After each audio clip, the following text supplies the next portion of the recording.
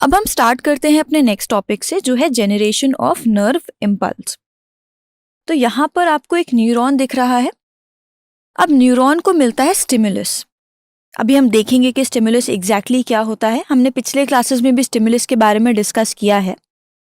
अब होगा क्या कि जैसे ही स्टिमुलस मिलेगा वो कैरी करेगा इंफॉर्मेशन नर्व इम्पल्स के थ्रू हमारे न्यूरॉन के अंदर।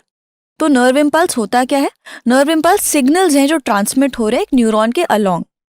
और हमारा स्टिमुलस, जैसे हम पहले भी सीख चुके हैं, कोई भी ऐसी चीज है जो हमारे सराउंडिंग्स में हो रही है और उसके रिस्पेक्ट में हमारी बॉडी रिस्पॉन्स करती है। जैसे हमने अपने क्लास का एग्जाम्पल लिया था, आपको याद होगा कि क्लास में जब टीचर नहीं होता है तो आप बहुत शोर करते हो और जब टीचर आता है तो आप जल्दी से शांत हो जाते हो। या फिर हमने और क्या एग्जाम्पल लिया था, हम जब गर्म चीज को हाथ लगाते हैं तो हम फौरन से अपना हाथ हटा लेते हैं। तो ये सारी ही चीजें हमारी स्टिमुलस हैं जिसके रिस्पेक्ट में हमारी बॉडी रिस्पॉन्स देती है। तो क्या क्या स्टिमुलस हो सकते हैं?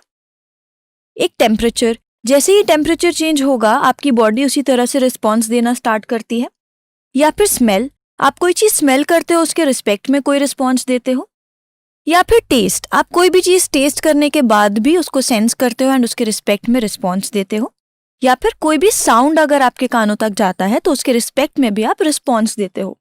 तो एक्चुअली में हो क्या रहा है, हमें स्टिमुलस मिलता है, उसका डिटेक्शन होता है, बॉडी में उसी का कोऑर्डिनेशन होता है और फिर उसके रिस्पेक्ट में हम रिस्पॉन्स को जेनरेट करते हैं।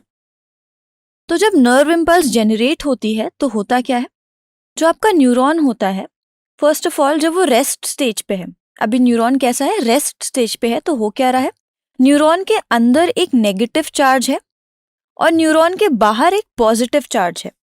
इस स्टेट को हम बोलते हैं रेस्टिंग पोटेंशियल। अब दूसरे केस में क्या हो रहा है, अभी हमने देखा था न्यूरॉन रेस्ट पे है, इस केस में न्यूरॉन ने इंफॉर्मेशन को सेंड करना स्टार्ट किया है। यहाँ पर एक एक्शन पोटेंशियल जेनरेट होता है जिसके अंदर दो चीजें आती हैं, एक कहलाती है डीपोलराइजेशन और दूसरी आपकी कहलाती है रीपोलराइजेशन। और ये सारा कुछ मैनेज और रेगुलेट होता है सोडियम पोटेशियम पंप के थ्रू, जिसको अभी हम आगे डिटेल में डिस्कस करेंगे। तो जो हमारा ट्रांसमिशन ऑफ नर्व इम्पल्स है उसमें 3 स्टेप्स इन्वॉल्व हो रहे हैं। अभी हमने नाम तो देखे ही थे, बट किसके बाद क्या क्या होता है वो देख लेते हैं। तो सबसे पहला आपका होता है पोलराइजेशन, जिसको हम रेस्टिंग पोटेंशियल भी बोलते हैं। उसके बाद होता है डीपोलराइजेशन, जिसको हम एक्शन पोटेंशियल बोलते हैं। और फिर आपका होता है रीपोलराइजेशन। इन्हीं तीनों स्टेप्स को हम एक एक करके डिटेल में डिस्कस करेंगे। तो अब देखते हैं जेनरेशन ऑफ नर्व इम्पल्स में पहले क्या हो रहा है। तो मान लीजिए कि ये आपका न्यूरॉन है, न्यूरॉन के आपके एक्सॉन वाला पार्ट है। अब एक्सॉन वाले पार्ट में बाहर की तरफ, सेल के बाहर सोडियम आयंस की प्रेजेंस है और जिस वजह से वहां पर कौन सा चार्ज दिखेगा आपको, पॉजिटिव चार्ज। और सेल के अंदर क्या स्टेट है, सेल के अंदर एक नेगेटिव चार्ज की आपको लाइन दिख रही है। तो यहाँ पर पोटेशियम आयन प्रेजेंट है और साथ ही साथ नेगेटिव प्रोटीन प्रेजेंट है। नेगेटिव प्रोटीन का अमाउंट ज्यादा है पोटेशियम से, इसीलिए ओवरऑल चार्ज सेल के अंदर का नेगेटिव है। तो यहाँ पर आपको दिख रहा है रेस्टिंग नर्व फाइबर, जिसका स्टेट जो है वो पोलराइज्ड है। जो रेस्टिंग पोटेंशियल है उसकी वैल्यू है -70 मिली वोल्ट्स। सोडियम चैनल्स यहाँ पर क्लोज्ड है। इसका क्या मतलब है, इसका ये मतलब है कि जो सोडियम आयंस हैं वो अभी सेल के अंदर एंटर नहीं कर सकते हैं। अब आप देख सकते हैं यहाँ पे एक सेक्शन है एक्सॉन का, जब रेस्टिंग पोटेंशियल का स्टेट है। यहाँ पर आपको बाहर दिख रहे हैं सोडियम आयंस, जिसकी वजह से पॉजिटिव चार्ज है। यहाँ पर अंदर पोटेशियम आयंस के साथ साथ नेगेटिव प्रोटीन है, इसलिए अंदर का चार्ज कैसा है, नेगेटिव है।